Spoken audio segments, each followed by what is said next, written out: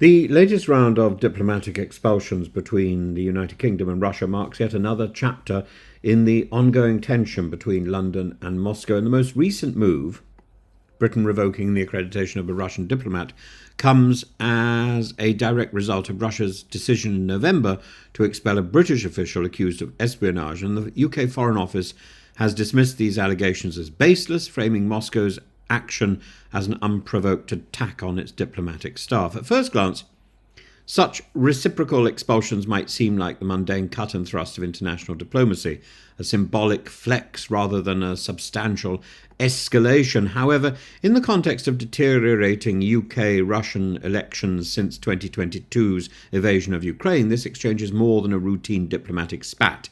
It underscores a fundamental breakdown in dialogue and a reversion to Cold War-style tactics of mutual suspicion and strategic posturing. The public justification for such expulsions is invariably the presence of spies masquerading as diplomats, and Russia's Federal Security Service, the FSB, accused the expelled British diplomat of engaging in reconnaissance and subversive work that threatens the security of the Russian Federation. Meanwhile, Russia's move to revoke a Russian diplomat's accreditation is framed as a necessary and proportionate response to what it calls intimidation of UK personnel. Spying is, of course, one of the world's best-kept secrets. Worst-kept secrets. Intelligence operations are as old as diplomacy itself, and embassies have long been used as convenient fronts for intelligence gathering.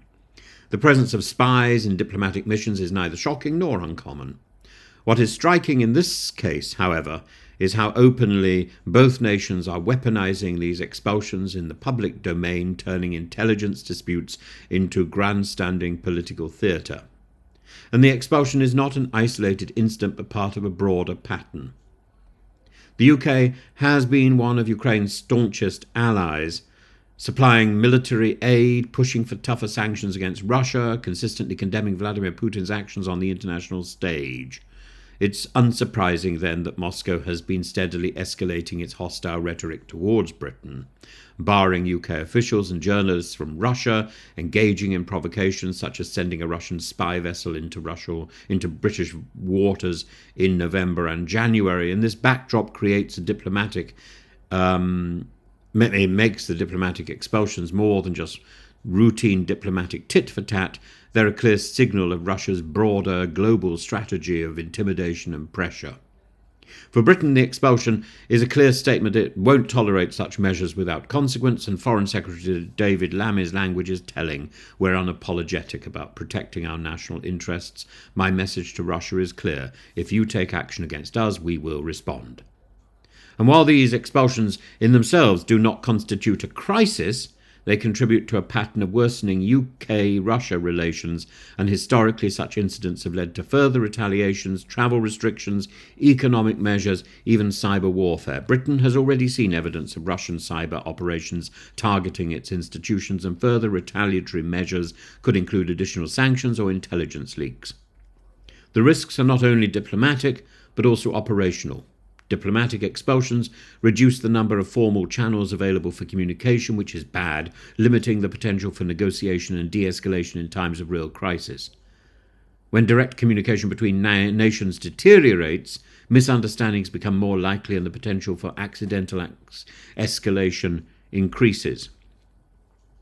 For those with an historical perspective, this back and forth bears a striking resemblance to Cold War-era expulsions between the USSR and Western nations, and in 1971, the UK expelled 105 Soviet diplomats accused of espionage in what became known as Operation Foot, one of the largest mass expulsions in history.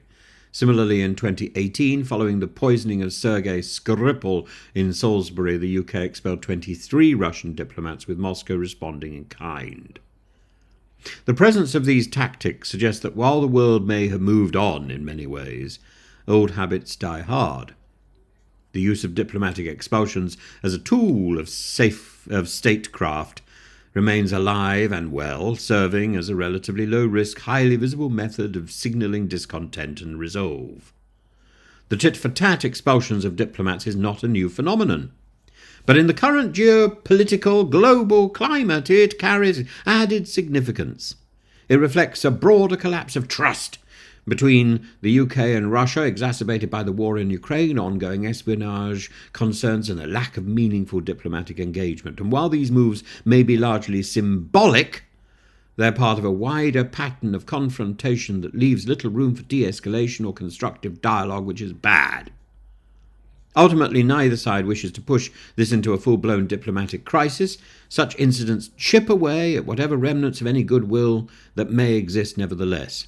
And with both sides now locked in an ongoing strategic rivalry, we should expect more such expulsions in the future, because the world of diplomacy, even the most seemingly symbolic actions, carry weight and will go on and on and on. We need to try and breathe some positivity into this sorry saga. I'm not sure how that's going to happen.